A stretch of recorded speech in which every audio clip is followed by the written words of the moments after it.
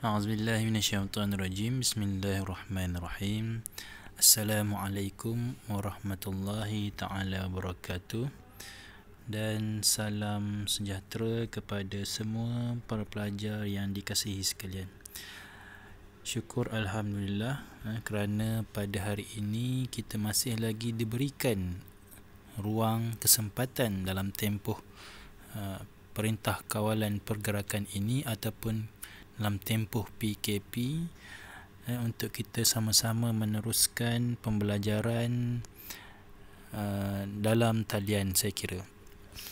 Alhamdulillah, insya-Allah pada hari ini kita akan cuba merungkai satu bab dalam sejarah tingkatan 5 yang berkaitan dengan bab 5, iaitu pembinaan negara dan bangsa yang merdeka.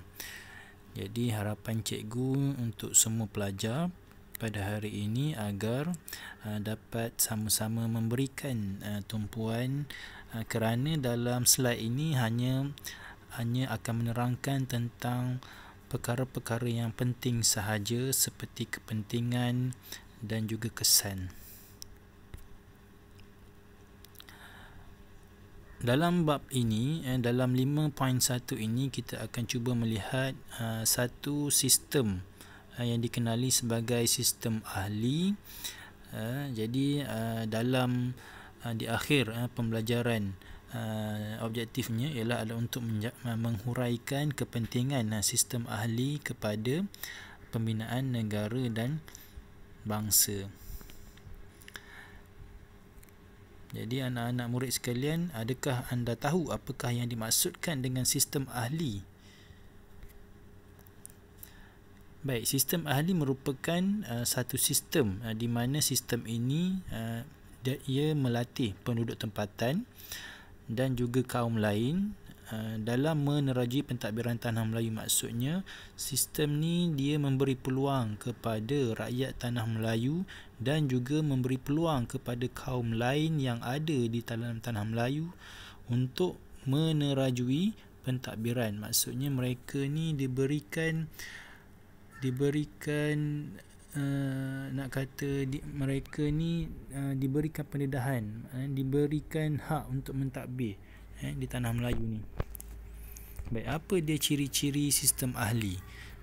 Ciri-ciri yang pertama sekali, yang paling mudah yang kita nak ingat, ialah anggotanya dikenali sebagai ahli.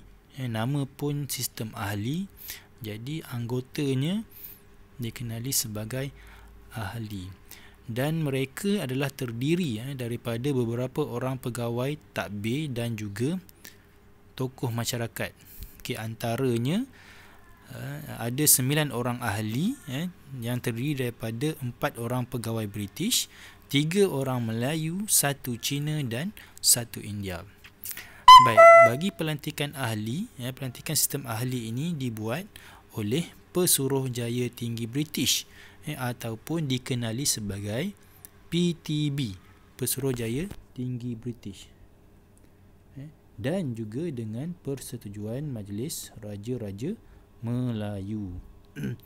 Jadi maksudnya pelantikan mereka ni telah ditetapkan oleh PTB dengan syarat dipersetujui oleh Majlis Raja-Raja Melayu. Baik, yang seterusnya adalah bidang kuasa.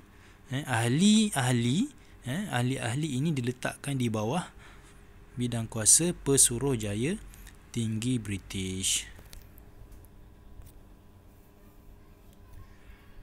Okey, seterusnya kita tengok bagaimanakah proses pelaksanaan dan apakah dia kepentingan sistem ahli ini. Okey, yang pertama sekali ialah ahli yang dilantik bertanggungjawab menjaga satu portfolio yang mengandungi beberapa buah jabatan kerajaan. Okey, jadi ada 9 orang ahli ni. Jadi mereka ni adalah bertanggungjawab di bawah portfolio ataupun bidang tugas masing-masing lah. Contohnya ahli ekonomi bertanggungjawab dalam bidang ekonomi.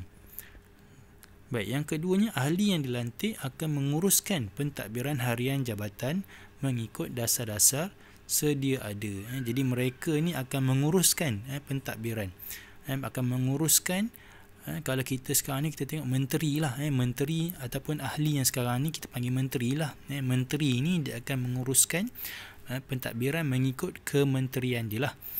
Okey, yang ketiga, ahli yang dilantik bertanggungjawab mencadangkan undang-undang yang berkaitan dengan jabatannya untuk dibentangkan dalam Majlis Perundangan Persekutuan.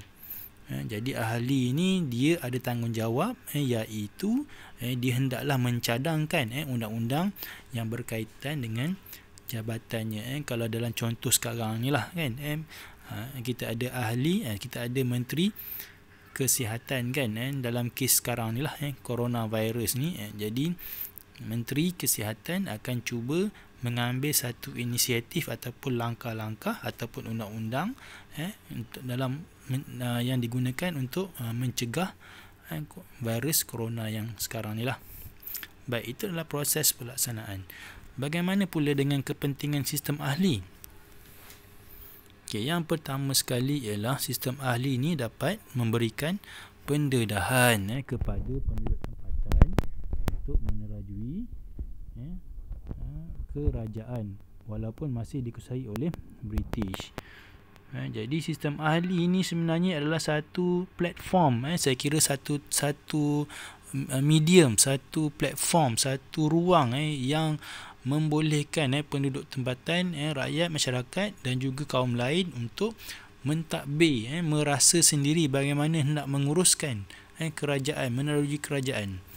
Kemudian yang kedua, memulakan proses perpaduan kaum di Persekutuan Tanah Melayu kerana ahli-ahlinya terdiri daripada pemimpin pelbagai kaum. Jadi kepentingannya yang kedua sini kita dapat tengok dalam sistem ahli ini ada 3 orang Melayu, ada seorang ahli Cina dan juga seorang ahli India, dan juga 4 orang pegawai British. Jadi sebenarnya dia adalah satu proses perpaduan kaum, di mana dalam sistem ahli itu kita ada Melayu, kita ada Cina, kita ada India, kita ada pegawai British.